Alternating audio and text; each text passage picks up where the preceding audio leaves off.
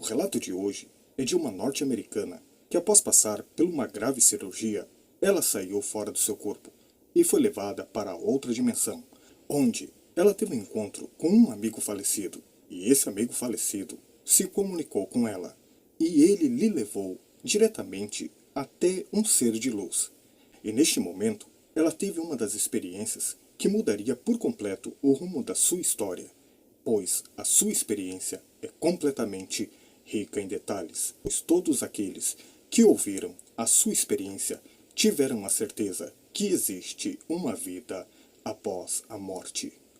Mas antes de nós assistirmos esse incrível relato, eu gostaria que você se inscrevesse no canal, ativasse o sininho das notificações em todas e nos abençoasse com seu like.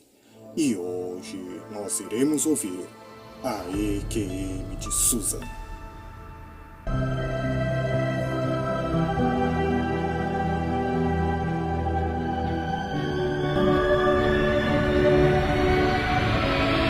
Você conhece aqueles momentos na vida que realmente fazem a diferença? Momentos que tiram você do seu estado hipnotizado induzido de percepção egoísta. Eles abalam seu núcleo, abrindo seu eu espiritual para tudo além. Por um segundo no infinito você percebe a insignificância de tudo, exceto do amor. Bem, eu tenho uma história para compartilhar com vocês, uma história verdadeira, minha história. Está longe de ser fácil para mim compartilhar isso tão publicamente. Aliás, quase ninguém sabe dessa experiência mais profunda pela qual passei recentemente. Eu guardei isso para mim por um tempo, com medo de me abrir com alguém sobre isso. Eu precisava de tempo para contemplar o significado e envolver minha cabeça em torno da experiência em si. Além disso, há o medo de compartilhar com as pessoas. O que eles vão pensar? Como serei julgado? Alguém vai realmente acreditar em mim? A resposta das poucas pessoas a quem contei lentamente me deu coragem para superar esses empecilhos. Suas reações me lembraram que mesmo uma experiência pessoal pode ter um efeito cascata na vida de outras pessoas. Que por mais difícil que seja, algumas histórias são feitas para serem contadas. Eu estou pronto agora. Espero que você também esteja. Esta é a minha história. Nada abala tanto uma família como a doença. Há um ano, alguns sintomas muito preocupantes começaram a acontecer comigo. Para uma mulher jovem e relativamente saudável, não fiquei muito preocupada no começo. Até que os exames médicos continuaram negativos e meus sintomas continuaram piorando. Meus médicos e eu começamos de baixo e subimos a escada de todas as possibilidades, mas sem sucesso. Nenhum teste revelou um problema, nenhuma medicação ajudou, e mesmo pequenos procedimentos cirúrgicos não resolveram meus problemas. Estresse não seria uma palavra adequada para cobrir os sentimentos que tive durante meses e meses sem saber o que havia de errado comigo. Minha vida virou de cabeça para baixo, em mais de uma maneira. Sem mencionar que alguns desses meses incluíram desgostos pessoais não relacionados. As coisas não foram fáceis. Eu tinha que ser forte e usar um sorriso o máximo que pudesse. Mesmo quando meu próprio marido não conseguia me olhar nos olhos, às vezes sem chorar por causa do medo de me perder, eu ainda tinha que ser forte. Eu valorizei cada momento simples e feliz naqueles longos meses. Relutantemente, foi proposto que uma histerectomia seria o fim dos sintomas. A cirurgia também daria ao meu cirurgião uma visão melhor do que pode estar acontecendo dentro de mim e possivelmente algumas respostas. Marcamos a histerectomia e nos preparamos para uma longa, mas esperançosa recuperação. Não tive medo de ir para a cirurgia. Não foi minha primeira grande operação. Eu conhecia os riscos. Eu sabia que haveria dor. Eu sabia que seria difícil não só para mim, mas para minha família. Então minha histerectomia abdominal total, eu consegui manter meus ovários, mas um teve que ser biopsiado, e uma segunda cirurgia estética ocorreu normalmente em meados de maio deste ano.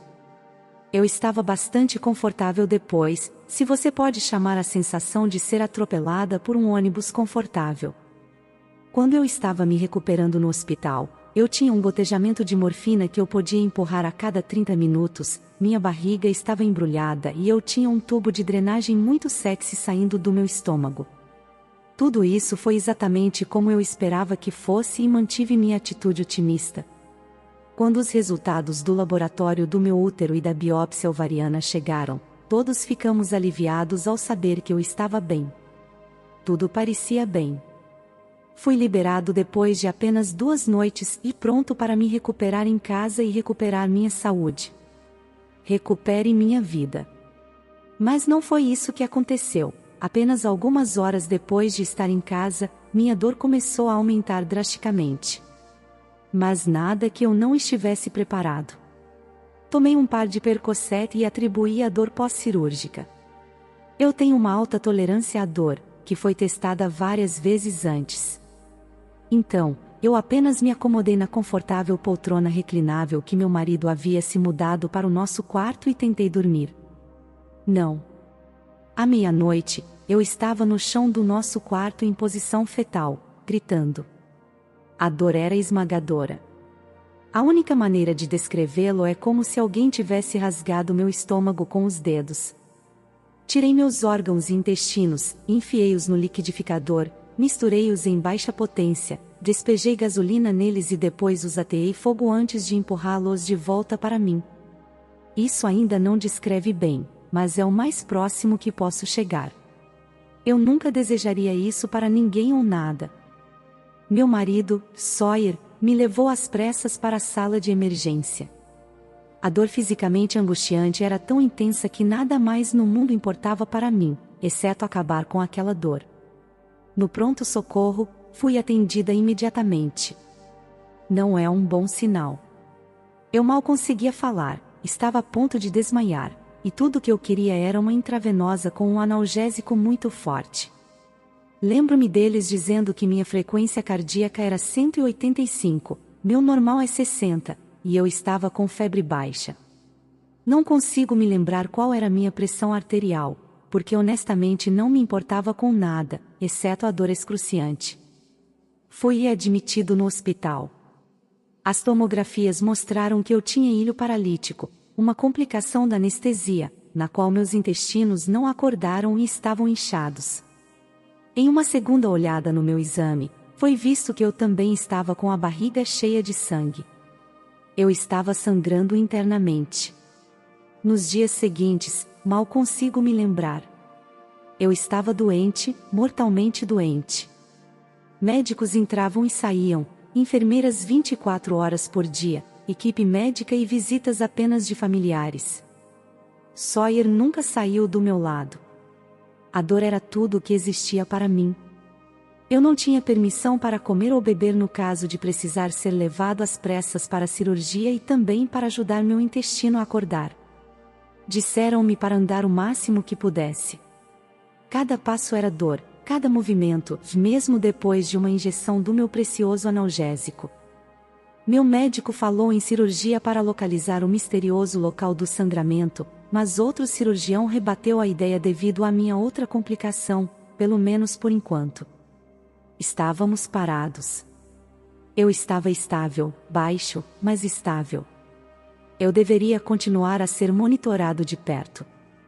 Recebi 2 transfusões de sangue e toneladas de antibióticos. Minha família estava lutando contra as lágrimas quando eles estavam ao meu redor. Meu marido estava mostrando força e empatia além das expectativas. Foi a coisa mais assustadora que já nos aconteceu como família. No entanto, em meio a tudo isso, a única coisa em que conseguia pensar era na dor. Eu me machuquei tanto. A dor era o meu mundo, dor que eu não conseguia imaginar que qualquer ser vivo tivesse que experimentar. Eu mal dormi porque estava muito desconfortável. Quando conseguia fechar os olhos por alguns minutos de cada vez, sonhava apenas com a dor e o medo, geralmente me assustando e acordando. Exceto por uma noite, meus olhos se abriram e eu estava cercado de branco. Sem paredes, sem chão, apenas um espaço enevoado e branco. Eu estava ereto e alto, um feito que eu não conseguia fazer desde a cirurgia e a dor. Para minha total surpresa, ele sumiu. Eu estava confortável e quente, calma mesmo. Sentimentos que eu tinha esquecido há muito tempo. Meu corpo não estava mais doente. Eu me senti leve e suave. Eu estava usando um vestido branco macio e simples. Eu me senti incrível. Ao longe, através da névoa, eu ouvi Anthony. Ele estava sentado em um banco branco e esperando por alguém. Quando me aproximei, ele se levantou e se virou para mim. Fiquei tão feliz em ver meu amigo falecido de novo. Parecia que o tempo havia parado e havia uma estranha formalidade em tudo. Ele sorriu seu famoso sorriso para mim e colocou a mão direita no meu ombro esquerdo. Nenhuma palavra foi dita entre nós, mas seus olhos estavam fixos no meu rosto. Foi quando eu vi ele começar a aparecer. Atrás de Anthony e à minha direita, uma luz brilhante. Era pequeno no início, mas crescendo mais brilhante, mais forte. Foi a coisa mais gloriosa que eu já testemunhei. Irradiando cores e sentimentos que as palavras jamais poderiam descrever, matizes cintilantes de azuis dourados e amor. Era mais brilhante que o sol, mas não machucou meus olhos olhar diretamente para ele. Celestial. Eu não conseguia desviar o olhar. A sensação que tive foi semelhante à sensação de ver a pessoa que você ama depois de ficar longe dela por muito tempo. Essa luz era amor puro e incondicional e eu senti isso. Era tudo. Era tudo o que sempre foi e sempre será. Eu queria fazer parte disso. A vontade de segui-lo, caminhar em direção a ele, derreter-se nele era esmagadora. Eu pertencia lá. Ele estava me chamando, esperando por mim. Olhei de volta nos olhos de Anthony, sua mão ainda no meu ombro. Eu estava cheio de alegria e amor. A expressão em seu rosto confirmou o que eu sabia. Sim, era um ser de luz e Anthony estava lá para me levar até ele. Ele estava lá para me levar para casa. De repente, de alguma forma, eu me lembrei de Sawyer. Olhei para baixo dos meus pés, para a esquerda. Através da neblina do chão branco, eu podia ver meu marido dormindo no pequeno sofá do hospital ao lado da minha cama. Pés e braços pendurados nas laterais e totalmente vestidos. Senti uma saudade dele. Eu queria descer lá e deitar ao lado dele. Confortá-lo e dizer-lhe que tudo ficará bem. Eu queria estar com ele. Era como se eu tivesse respondido a uma pergunta não dita sem dizer uma palavra. Olhei para Anthony e ele sorriu mais uma vez e apertou meu ombro carinhosamente. Minha decisão foi esclarecida sem sequer um sussurro escapar dos meus lábios. Eu não estava pronto para ir, meus pés ficaram pesados como cimento. Eu só podia ficar lá e assistir enquanto Anthony caminhava em direção à mais gloriosa luz e ela o engoliu, me deixando para trás. Caindo lentamente para trás através do espaço em branco, o momento desapareceu de mim. Abri os olhos novamente, a dor. A dor era paralisante. Meu corpo tão fraco e frágil, não havia nada que eu pudesse fazer além de suportar. Os sons rítmicos do meu soro ecoando pela sala. Um lembrete de onde eu estava, minha cama de hospital. À esquerda estava Sawyer, esparramado no pequeno sofá-cama. O dia e a noite seguintes giraram em torno da minha dor, assim como todos os dias anteriores. À medida que a dor passava, era como uma contagem regressiva para ver o quanto eu poderia aguentar. Mentalmente eu estaria abrindo caminho para sair da minha pele, querendo abandonar o sofrimento ao qual eu estava amarrado. Eu estava preso dentro do meu corpo quebrado. No final de cada 3 horas, eu estaria chorando, implorando pelo fim disso, todas as vezes. Eu tentei arduamente colocar uma cara corajosa. Eu sei que Sawyer queria trocar de lugar comigo, mas eu nunca permitiria, nem mesmo teoricamente. Meu corpo estava se desgastando. Eu era um esqueleto coberto de pele cinzenta com uma barriga inchada cheia de sangue.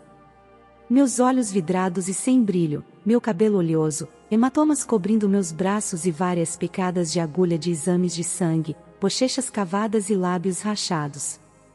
Eu estava desmoronando, frágil. A vida é tão frágil. A noite seguinte à minha experiência foi meu ponto de virada milagroso. Eu odiava acordar Sawyer a cada hora para me ajudar a sair da cama para que eu pudesse usar o banheiro. Eu tinha decidido deixá-lo dormir e tentar fazer isso sozinho, o que eu fiz com orgulho. Quando finalmente me acomodei de volta na minha cama, senti a umidade sob minhas pernas. Deprimido com a incontinência que agora estava sendo concedida a mim, procurei debaixo dos lençóis para verificar. Eu levantei minha mão e fiquei horrorizada ao ver dedos encharcados de sangue. Eu estava sentado em uma poça do meu próprio sangue. Eu podia literalmente vê-lo vazando pelos lençóis, se espalhando. Os próximos 15 minutos foram um turbilhão de caos controlado. Enfermeiras, meu marido, minha mãe, exames e sangramento, tanto sangue. Estava literalmente saindo de mim como uma torneira e coágulos. Eu acreditei que era o fim para mim. Era isso. Depois de conversar com meu médico e verificar meus sinais vitais, a enfermeira nos informou que o médico disse que era o sangue que estava dentro da minha barriga e estava sendo expelido pela vagina através dos pontos internos. O sangue que eles esperavam que meu corpo fosse reabsorver de repente estava sendo liberado. Enquanto meus sinais vitais permanecessem estáveis, tão estáveis quanto pelo menos estavam, então eu estava bem. Ele estaria lá para me examinar em breve. Passei mais de 2 litros de sangue e bem mais de 800 centímetros cúbicos de coágulos de sangue do tamanho de um punho ou maiores, que a enfermeira disse que parecia meu fígado. Tudo isso aconteceu em menos de 45 minutos. Meu quarto parecia uma cena de terror.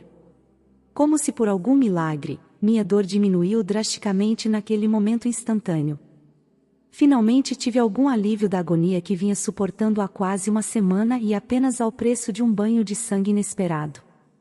Nas próximas 48 horas, minha frequência cardíaca finalmente começou a cair da faixa de 140 para os 90. Minha pressão arterial melhorou, meu hematócrito permaneceu estável e meus intestinos estavam acordando. Finalmente fui autorizado a iniciar líquidos. Suco de sopa Campbell nunca teve um gosto tão bom. Eu estava melhorando. 2 noites após o banho de sangue, recebi alta do hospital. Meu médico me deu seu número pessoal para que eu lhe enviasse uma mensagem de frequência cardíaca e estatísticas de pressão arterial a cada poucas horas. Claro, eu estava com medo de ter outro sangramento interno. Ele se colocou à disposição para quaisquer preocupações e me verificou com frequência. Eu ainda tinha dor. Mas essa dor era do tipo que eu estava originalmente preparado para lidar. Eu poderia finalmente começar minha recuperação agora muito prolongada. 2 semanas depois de estar em casa, tive outro susto de sangramento que me colocou de volta na sala de emergência, mas parou misteriosamente. Por um mês depois disso eu basicamente fiquei na cama e dormi. Mesmo agora, ainda estou me recuperando. Minha incrível família cuidou dos meus filhos e meus amigos restantes me checaram constantemente. Então, havia Sawyer. Não tenho palavras para o que ele fez por mim durante tudo isso. Não sei o que teria feito sem todos eles. Por meses, mantive essa memória relativamente privada, mas todos os dias ela está em minha mente. Apenas a pura beleza disso ainda me deixa maravilhada. Antes da minha EQM, experiência de quase morte, eu não tinha nenhum conhecimento real deles. Claro, eu tinha ouvido falar deles, como muitos de nós, mas nunca pensei muito neles. Para mim, eles não eram relevantes e eu, desafiadoramente, nunca esperei que algo assim acontecesse comigo pessoalmente. Não era um pensamento pré-existente na minha cabeça e nada que minha imaginação pudesse ter criado. A pesquisa que fiz desde então só confirmou minha experiência para mim. Existem experiências e sentimentos surpreendentemente semelhantes de pessoas de todo o mundo. Alguns que morreram e alguns que estavam perto da morte. Não há dúvida em minha mente de que o que aconteceu comigo foi real. Esta história não pretende ser pregadora. Sempre me considerei ter um equilíbrio saudável entre fé, espiritualidade e ciência. Eu não mudei meus pontos de vista, e em vez disso, acredito que solidificou o que sempre senti em meu coração e alma ser verdade. Não importa qual religião você pratique ou se você não tem fé alguma, há uma coisa que não pode ser negada: o amor. Sempre acreditei que Deus é amor. Há uma energia maior lá fora, a qual todos estamos vinculados e eu sou testemunha disso. Não preciso de outras explicações. O que me resta é saber, a existência de um poder superior. Uma entidade maior de qualquer maneira que você escolher acreditar ou não acreditar nela. Qualquer dúvida que eu possa ter tido sobre uma vida após a morte ou o céu, foi apagada. Isso existe. Já não temo a morte. Temo a dor, mas não a morte. A própria morte é a coisa mais linda que você já experimentou. Eu estive à beira da eternidade e tive o privilégio divino de escolher voltar. Eu fiz essa escolha por Sawyer, por amor. Mesmo enquanto digito isso, estou chorando. Não questiono mais o propósito da vida. Eu me sinto mais tranquilo do que nunca. Embora a dor, o egoísmo e a brutalidade, infelizmente, sempre façam parte deste mundo, sei que existe um mundo de amor e luz além deste. Um lugar de paz além do que nossos corpos mortais podem compreender e está esperando por mim e esperando por você.